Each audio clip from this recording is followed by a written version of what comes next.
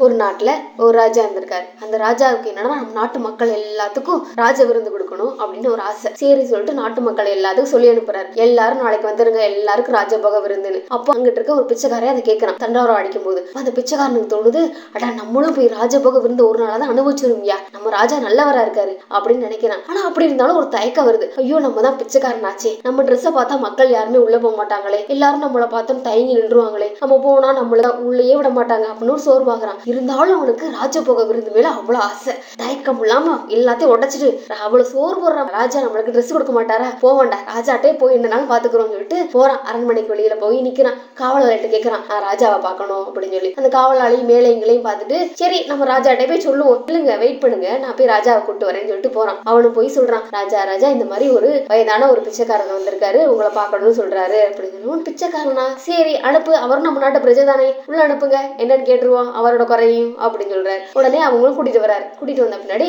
அந்த பிச்சைக்கார கேட்கிறாரு, ஐயா ராசா நீங்க ராஜபோக விருந்து போட்டிருக்கீங்க, எனக்கு அதை கலந்துக்கணும்னு ஆசை. ஆனா என் ட்ரெஸ்ஸை பார்த்தோம்னா எந்த மக்களும் உள்ள வர மாட்டாங்க, எல்லாரும் ஒரு மாதிரி அருவருப்பு படுவாங்க. அந்த நேரத்துல எல்லா மக்களும் நல்லா சாப்பிட்ற நேரத்துல நான் மட்டும் போய் அவங்க எல்லாத்தையும் இடையூறு பண்ணக்கூடாதுன்னு நினைக்கிறேன். அதுக்காக எனக்கு ஒரு பழைய ட்ரெஸ் இருந்தா கொடுங்க ராசா, நான் அதை போட்டு கலந்துக்கிடுவேன் அப்படின்னு சொல்றாரு. உடனே ராசா பார்த்துட்டு, எதுக்கு பழைய ட்ரெஸ், என்னோட ட்ரெஸ்ஸே எடுத்துக்கோங்க அப்படின்னு சொல்லி என்னோட ட்ரெஸ்ஸை கொண்டு வாங்கன்னு சொல்லிட்டு அவரோட ட்ரெஸ்ஸே கொடுத்துட்டாரு. கொடுத்துட்டு ஒன்று சொல்றாரு, இந்த ட்ரெஸ் துவைக்கவே தேவையில்ல, நீ கிளியவும் செய்யாது, நீ எப்பயுமே இந்த ட்ரெஸ் உனக்கு நல்லா இருக்கும், நீ இதை நம்பி போட்டுக்கலாம் அப்படின்னு சொல்லி கொடுத்துறாரு. மழையில நனையாது, எதுவுமே ஆகாது அப்படின்னு சொல்லி கொடுக்குறாரு. அவனுக்கு கொண்டு சந்தோஷமாயிருது. அங்கேயே அவனோட பழைய ட்ரெஸ் எல்லாம் கழட்டி தூக்கி எறிஞ்சிட்டு இந்த ட்ரெஸ்ஸை மாட்டிக்கிறான். மாட்டிட்டு போகும்போது திரும்பி பாக்குறான், அவன் ட்ரெஸ் கிடக்கு. அவனுக்கு ஒரு யோசனை வருது, ஒருவேளை ராஜா சொன்ன மாதிரி இந்த ட்ரெஸ் கிளியாம இருந்தா சந்தோஷம், கிழிஞ்சு போச்சுன்னா என்ன பண்றது, நம்மளுக்கு போட்டுக்க வேற ட்ரெஸ் இல்லையே, சரி இதையும் கட்டிக்கிறோம் அப்படின்னு சொல்லிட்டு அவன் ட்ரெஸ்ஸே ஒரு மூட்டையா கட்டி தோல்ல போட்டு சுமந்துக்கிட்டு அரண்மனையை விட்டு வெளியில போறான். அப்பயும் மக்கள் எல்லாரும் என்ன பண்றாங்க அப்படின்னா, இந்த பிச்சைக்காரன் என்ன ட்ரெஸ் நல்ல ட்ரெஸ்ஸா போட்டுட்டு மூட்டையோட தூக்கிட்டு தெரியான்னு இன்னும் அவனை பிச்சைக்காரன் தான் சொல்றாங்க.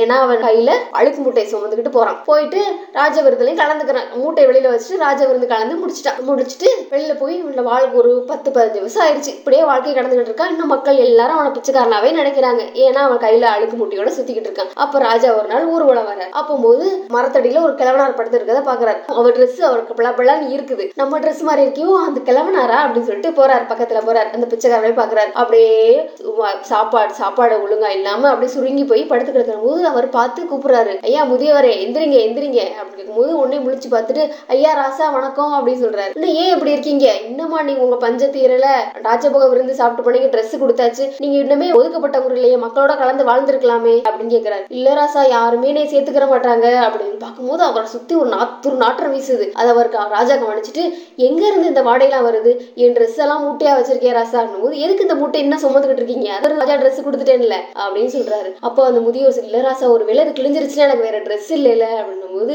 ஏயா அப்படி பண்ணீங்க, பழச நீங்க தொலைஞ்சிருந்தீங்கன்னா இந்த புதுசை வச்சு நல்ல வாழ்க்கை வாழ்ந்துருக்கலாமே, இந்த பழசையே சுமந்துகிட்டே தெரியுறீங்க, காலமும் கடந்து போச்சு, உங்க வாழ்க்கையும் முடிஞ்சு போச்சு, இன்னுமே இப்படி இந்த தூக்கி எறிஞ்சிட்டு மீதி உள்ள காலத்தையாவது ஒழுங்கா வாழுங்க சொல்லிட்டு அமைச்சரை பார்த்து சொல்றாரு. இப்படிதான் அமைச்சரே, நாட்டுல பல பேரு வாழ்க்கையில இருக்க கசப்பான பழமைகளை நினைச்சு வாழ்ந்துகிட்டு இருக்கிற புதுமையான மகிழ்ச்சியான விஷயத்தை அனுபவிக்க தவறிடுறாங்க. சரி நீங்க இன்னமே நீங்களாச்சும் எல்லாத்துக்கும் சொல்லுங்க, உங்களுக்கு தெரிஞ்ச எல்லாத்துக்கும் சொல்லுங்க, பழையன கழிதலும் புதிதென புகுதலும். இந்த போகி பண்டிகை முன்னிட்டு நம்ம இருக்க பழமையான தீமையான குணத்தையும் விரட்டிடுவோம், பழமையான கசப்பான விஷயங்களையும் விரட்டிடுவோம், புதுமையான விஷயங்களையும் நல்ல விஷயங்களையும் நம்ம நினைச்சுக்கிட்டு இந்த போகி பண்டிகை சிறப்பா கொண்டாடுவோம். அனைவருக்கும் போகி நல்வாழ்த்துக்கள்.